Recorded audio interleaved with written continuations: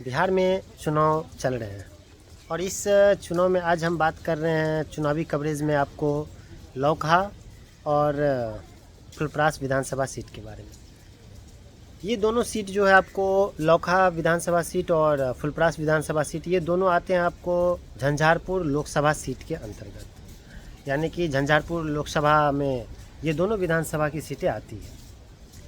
अब आपको यहाँ का क्रोनोलॉजी समझाते हैं आपको कि इस बार लौकहा विधानसभा सीट से जो है वो आपको दिया गया है भरत भूषण मंडल को टिकट आरजेडी की तरफ से। वहीं आपको ये भरत भूषण मंडल जो है वो आपको आरजेडी से है, जबकि फुलपरास विधानसभा सीट से शीला मंडल को टिकट दिया गया है। और शीला मंडल किससे आती हैं? जेडीयू से आती है। जेडीयू और बीजेपी के एनडीए गठबंधन से उनको टिकट दिया गया। अब क्रोनोलॉजी समझिए कि देवेंद्र मंडल का दोनों रिलेटिव हो गए। एक आपको देख लीजिए कि आरजेडी से टिकट ले लेते हैं भारत भूषण मंडल जी, और शीला मंडल जो कि फ़िलहाल में परिवहन मंत्री भी थी बिहार की, उसे जेडीयू के कोटा से टिकट दिया गया। और दोनों का यदि आप काम देख लीजिएगा ना, भरत भूषण मंडल 2015 में जीते हुए थे इधर, मतलब 2020 में इधर से, और आपको इधर फुलपरास विधानसभा सीट में शीला मंडल जीती हुई है। काम दोनों का कुछ नहीं है, बस परिवहन मंत्री रहते हुए भी दोनों का विकास देखिएगा तो विकास के नाम पर दोनों ने कुछ नहीं किया। एक तो हमारे देश में सबसे पिछड़े राज्यों में आता है बिहार, जहाँ की विकास की गति धीमी है। हाँ, कुछ आपको शहरी विकास दिखे, सब कुछ चमक और धमक विकास हुए हैं। ऐसा नहीं है कि नीतीश के सरकार में विकास नहीं हुआ है, बहुत सारे विकास हुए। आपको शहरी विकास है, पटना का विकास है। चूँकि आज मैं पटना में हूँ तो आज मैं आपको पटना का कवरेज दिखा रहा हूँ।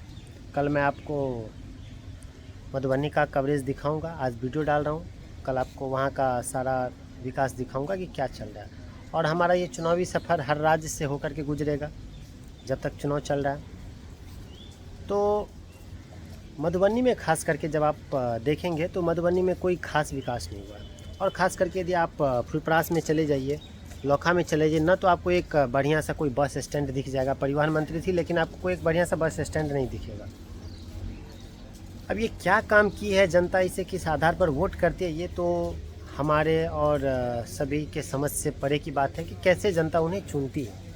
क्योंकि मैं भी उधर से ही बिलोंग्स करता हूँ तो थोड़ा इसीलिए मैं आपको डिटेल में बता रहा हूँ कि मैं उधर आता जाता हूँ, उधर का निवासी हूँ। कुछ भी विकास नहीं हुआ है, कुछ भी विकास नहीं। लेकिन जनता हिसाब मांगे तभी तो जनता, मोदी सरकार कह देती है कि आप रील्स में रोज़गार ढूंढिए। रील्स बनाना रोज़गार बन गया है युवाओं के लिए। कभी बोलते हैं कि चाय रोज़गार है, कभी बोलते हैं रील्स बनाना रोज़गार है। मधुबनी में आपको कोई एक ऐसा सेंटर नहीं दिखेगा जहाँ की पढ़ाई लिखाई के लिए एक बढ़िया व्यवस्था हो, जहाँ की गरीब बच्चे पढ़ सकें। वो हायर एजुकेशन के लिए उसे शहर की ओर आना पड़ता है, या तो पटना मूव ऑन करना होता है, या फिर दरभंगा मूव ऑन करना होता है, या फिर दूसरे राज्यों में जैसे कि कोटा, दिल्ली, यहाँ मूव ऑन करना होता है। मधुबनी में खास करके यदि आप फुलपरास या फिर आप लौकहा, इन विधानसभा सीट से आप यदि बिलोंग्स करते हैं तो आपको मेडिकल के लिए भी जो कितनी भी इमरजेंसी हो आपको दरभंगा आना पड़ता है, या नहीं तो फिर आपको पटना जाना पड़ता है, मुजफ्फरपुर जाना पड़ता है। उस आसपास में ना तो आपको एक भी हॉस्पिटल दिखेगा, ना ही एक भी शिक्षा के लिए कोई बड़ा हब दिखेगा, ना ही खेल के लिए कुछ दिखेगा, कुछ भी नहीं दिखेगा।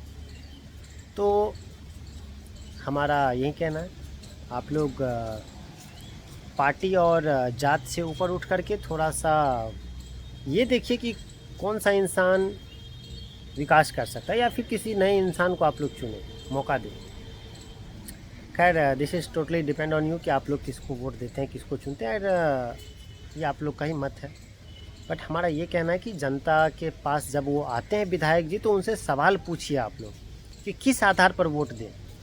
आप अपने लिए ना सही, आप अपने बच्चे के भविष्य के लिए, आप अपने आने वाले जनरेशन के लिए उनसे पूछें, उनसे सवाल जवाब करें कि किस आधार पर वोट दिया, आपने क्या काम किया इस क्षेत्र के लिए, आपने इस 5 साल में क्या काम किया। एटलीस्ट इतना उनसे आप जब हिसाब मांगेंगे ना, तो अगली बार से वो उसे ध्यान रहेगा कि जनता मुझसे सवाल भी करेंगी।